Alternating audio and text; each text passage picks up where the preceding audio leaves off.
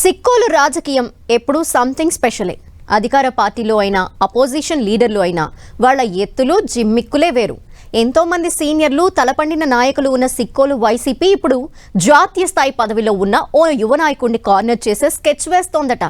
గల్లీ నుంచి ఢిల్లీ వరకు ఎదిగిన ఆ నేతను ఇరకాటంలో పెట్టేందుకు పావులు కదుపుతున్నారట ఫ్యాన్ పార్టీ లీడర్లు. ఎందుకు పెద్ద పెద్ద నేతలకు టార్గెట్ అయిన ఆ యంగ్ లీడర్ ఎవరు? ఎందుకు ఆయనపై అంత ఫోకస్ పెట్టినట్లు?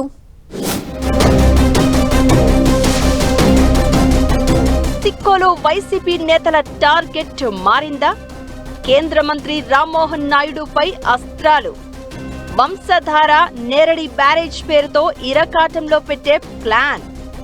హ్యాట్రిక్ ఎంపీగా ఉన్న రామ్మోహన్ నాయుడుపై అటాక్. రాష్ట్ర ప్రభుత్వంలో ఉన్న వాళ్లను వదిలి కేంద్ర మంత్రిపై ఫోకస్. ఏపీ రాజకీయాల్లో సిక్కోలు పాలిటిక్స్ రూటే సపరేట్. అధికార ప్రతిపక్ష పార్టీల్లో కీలక నేతలు జిల్లా రాజకీయాలను శాసిస్తూ ఉండడంతో ఇక్కడి పాలిటిక్స్ ఎప్పుడూ హాట్ గానే ఉంటాయి. అధికార ప్రతిపక్షాల మధ్య మాటల తూటాలు పేలుతూ ఉంటాయి. ఒకరిపై మరొకరు కౌంటర్లతో విరుచుకుపడుతూ లైమ్ లైట్ లో ఉంటూ ఉంటారు. టీడీపీ నుంచి కింజారపు కుటుంబం, గౌతు కుటుంబం, కూన రవికుమార్ ఉండగా వైసీపీలో ధర్మాన సోదరులు తమ్మినేని సీతారాం, సిదిరి అప్పలరాజు వంటి ఫైర్ బ్రాండ్ లీడర్లు ఏదో ఒక స్టేట్మెంట్ ఇస్తూ విమర్శనాస్త్రాలతో పొలిటికల్ హీట్ ను కంటిన్యూ చేస్తూ ఉంటారు.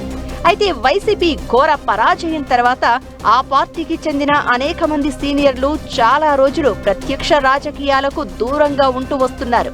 మరికొందరు పార్టీ ఆదేశాల ప్రకారం కార్యక్రమాలు చేస్తూ కూటమి నేతలపై విమర్శలు చేస్తూ మామా అంటూ కార్యక్రమాలు ముగించేస్తున్నారు. అయితే ఇన్నాళ్లు కూటమి ప్రభుత్వ నిర్ణయాలు, పథకాలపై విమర్శలు చేస్తూ వచ్చిన ఫ్యాన్ పార్టీ కీలక నేతలు రూటు మార్చారట. వైసీపీ అధినేత క్లాస్ స్పీకరో లేక పార్టీ అధినేతలపై విమర్శలు గుప్పిస్తే లోకల్ గా ఫలితం ఉండదని ఆలోచించారో కానీ వైసీపీ లీడర్లు సరికొత్త అస్త్రాన్ని ఎంచుకున్నట్లు చర్చ జరుగుతోంది.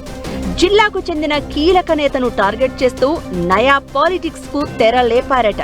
కర్ర విరగదు, పాము చావదు అన్నట్లుగా సైలెంట్ పాలిటిక్స్ చేసి రాజకీయం చేసే నేతలు ఇప్పుడు కేంద్ర మంత్రి రామ్మోహన్ నాయుడును టార్గెట్ చేస్తున్నారట.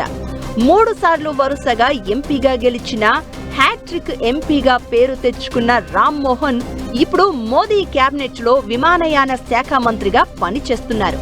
అయితే రామ్మోహన్ నాయుడు వరుస విజయాలతో సిక్కోలు పార్లమెంట్ సీటు వైసీపీకి అందని ద్రాక్షగా మిగిలిపోయింది.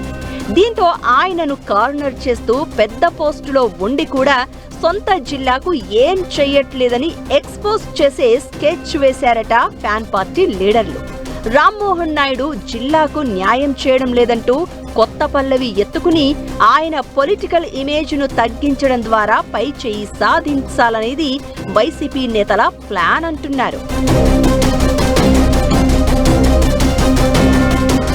లేటెస్ట్ గా సిక్కోలు వైసీపీ నేతలు రాసిన ఓ లేఖ జిల్లాలో సంచలనంగా మారింది.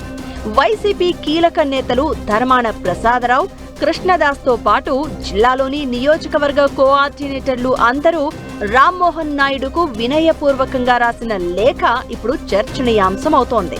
దశాబ్దాలుగా సిక్కోలు వాసుల కలగా ఉన్న వంశధార నేరడి బ్యారేజీను పూర్తి చేయాలని, 1961లో వంశధార నేరడి ప్రాజెక్టుకు శంకుస్థాపన చేసినా నేటికి పునాది రాయి కూడా పడలేదని చెప్పుకొచ్చారు.